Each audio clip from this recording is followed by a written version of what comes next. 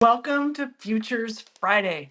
I'm Rebecca Ryan. I'm your host for this weekly adventure. It's intended to be sort of an effervescent, positive outlook on the future. I'm so glad you're here. So, like our other Futures Friday, today we don't have a special guest, so we're not going to probably go the full 30 minutes. But every Futures Friday, I kind of have a cadence, and I want to thank all of you who have given me feedback. Like, I like the cadence, these segments work. So first of all, we have to start with a shout out, a merci, to somebody who is building brighter futures. And this week, that goes to Dr. Neela Richardson. So she's the chief economist and director of ESG at ADP. Now, you might think, God, that kind of rings a bell. ADP is the payroll provider for over 30 million people, 24 million of whom are here in the United States. And as you may recall, in previous months, the Trump administration, or the government shutdown, I should say, halted some of our data gathering about the US labor market. And ADP has kind of stepped into the void because they have all of this payroll data. Now, why is Dr. Neela Richardson getting our merci this week? Dr. Neela Richardson is getting it because she has been kind of at the forefront of thinking about how to provide more value to more of us to understand what's happening in the labor market. And I want to point out two things. One is, when asked about the impact that AI will have on jobs, she is a microeconomist, so she likes getting in there to the little widgety fidgety bits. And she has said, listen, we need to stop thinking about AI eliminating jobs, and we need to be thinking about tasks that AI will eliminate. So you can think currently you can think of AI as doing two things to tasks, either automating them so you don't have to do them anymore, or augmenting them. And so the automated tasks tend to be the more simple tasks that are easy to sort of program zeros and ones about, very rational things.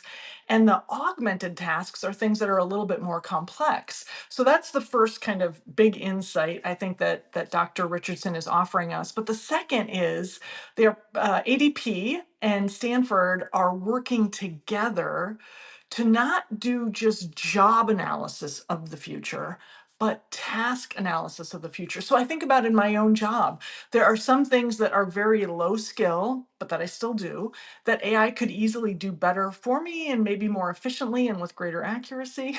And then there are things that I would like AI to augment for me, more complex tasks. So by pulling everyone's job apart into tasks, we're going to have a better sense of how AI respondent or resilient people's jobs will be. So huge tip of the hat to Dr. Neela Richardson. And if you would like to hear more about it from her own voice, she had a wonderful interview on the April 10th, 2026 episode of On Investing, which is one of the podcasts that's in my regular rotation. Okay, now to the main event, Signal of the Week, as promised on the label. This week, I'm not just bringing you 1 week signal, but I asked my signals panel on Wednesday to really focus in and think about the US war in Iran.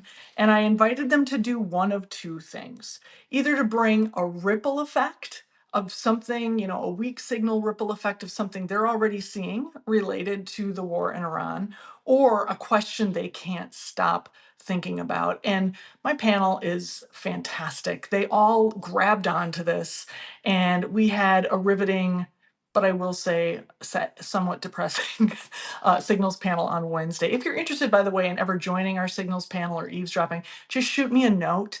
We have special guests drop in all the time. You don't have to come with a signal. You can just kind of watch how it works, participate in the sense making portion of it. Okay, open invitation. Just drop me a note.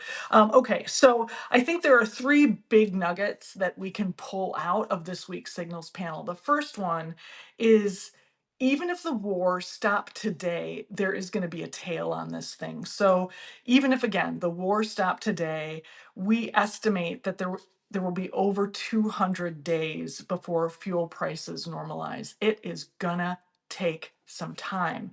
Now, what that means is that the pain that the fuel prices are now creating are going to be exacerbated and lengthened. So, one of our panelists talked about a transportation business for schools that already is completely upside down financially, hasn't is not going to make a nickel of money this year because when they priced their contract, they priced it based on the cost of gas as it was.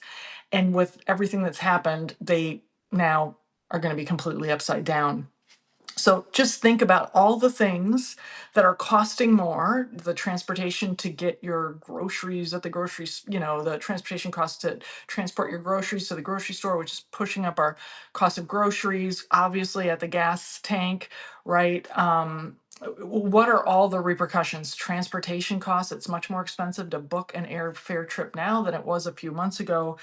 Um, and along this nugget of sort of this long tail, one of our signalers overheard a conversation this week that nailed it. I'm going to read this to you.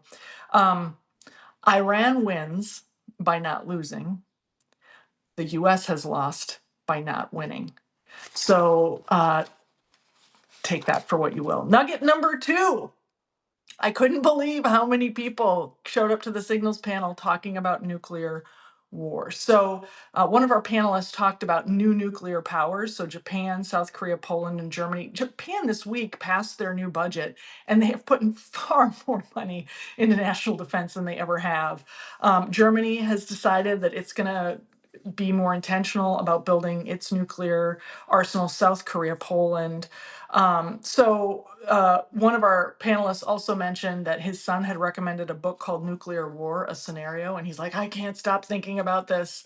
And the specific scenario, now this isn't a scenario that is necessarily going to come true, but as futurists, we think about plausible scenarios. So if North Korea strapped a nuke to an ICBM and hit Washington, D.C., and also did some sort of submarine nuke that could hit the West Coast, one of our key areas on the West Coast, that would be horrible. And so the threat of nuclear warfare was on the minds of many of our signals panelers this week. I'm not saying this to alarm you. I'm simply trying to open the kimono and share with you what we who wake up thinking about the health and quality of life of our communities are thinking about as it relates to the Iran war. Now, here's a bonus thread.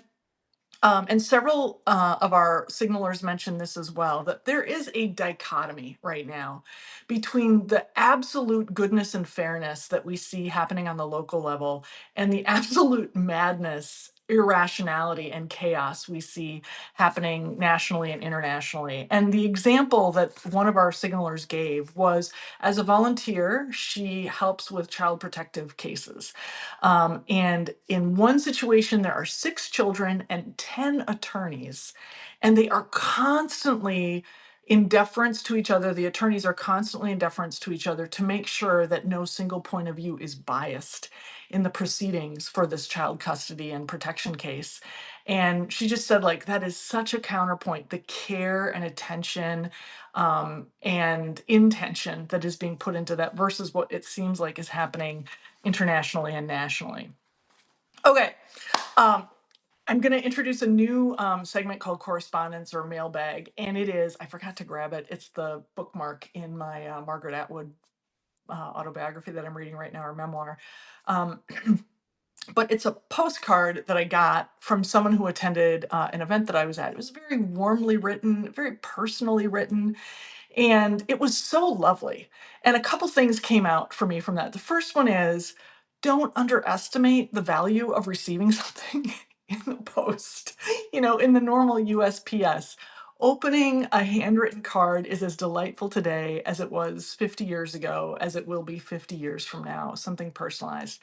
But the second thing that it reminds me of is, many of you who are change makers, you are giving public presentations, you're sharing insight, you're, doing this and that. And sometimes, and this even happens for me, I've been doing this for 28 years now. Sometimes I get a little butterfly, I get flustered about the audience that I'm in front of. But if I just calm myself down and think, okay, maybe I'm only here for one person. just do your best for that one person, because you never know how that one person can create a ripple effect. And I want to thank the person who was in the Fargo Moorhead Workforce Summit audience earlier this year who reminded me that sometimes it can just be that one person. And thank you for extending your thanks. So, the next segment I want to quickly share with you is what's on my desk. And this is a little, okay, you guys, I'm just going to show you. So here's what's on my desk. There's my desktop. Oh, this is for later. I'm just going to turn this over.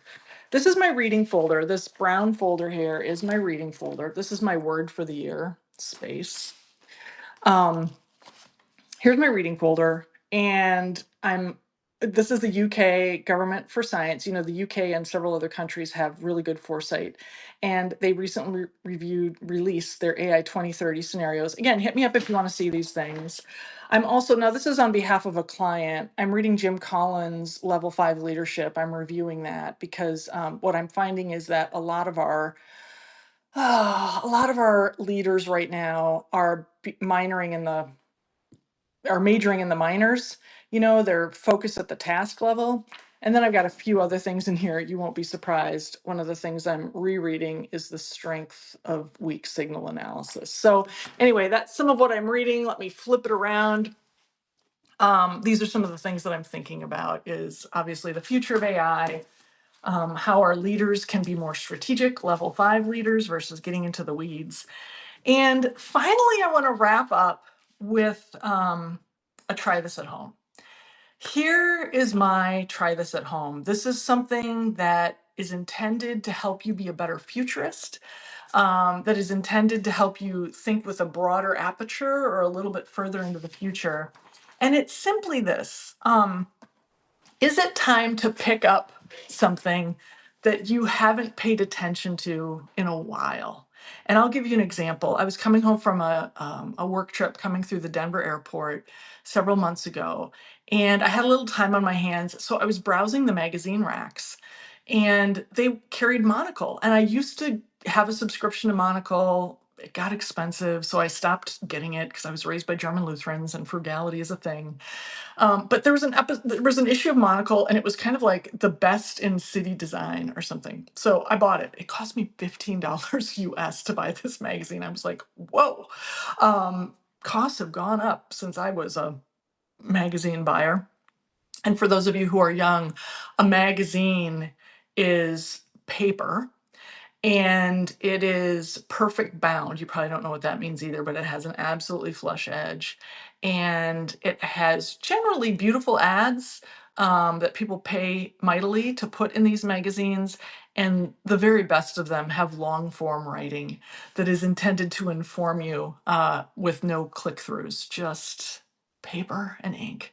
It's a beautiful thing. Anyway, as I was looking through Monocle, the best of, city design, it reminded me of how inspired I am by great design within cities. Because great design within cities, it's often invisible, but the impact is amazing.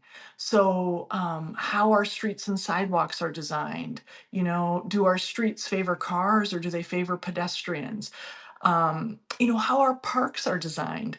Did a kid help design this park, or is this park made of all concrete, hard surfaces and metal? But great design is such an invisible but inspiring force to help people live higher lives of potential. So, my try this at home for you this week is to pick up something that you've put down that used to inspire you. Or, in the words of Donna Meagle and Tom Halverson, it's time to treat yourself. Don't be afraid to treat yourself to something that you used to love and see what it does for you now. Okay, that's it for me for this episode of Futures Friday. Thanks for being here. We'll be back next Friday, similar format. And I've just for those of you who are still here, or if you're interested, on my Substack, on the live part of the Substack, I will only be making announcements when there's a special guest. Otherwise, just plan Futures Friday, noon Eastern, 11 a.m. Central for 15 or 20 minutes or as long as it takes us. I love having you here, and hi to all the people who are watching it on replay. You guys, treat yourself, Have a good weekend. See you next week.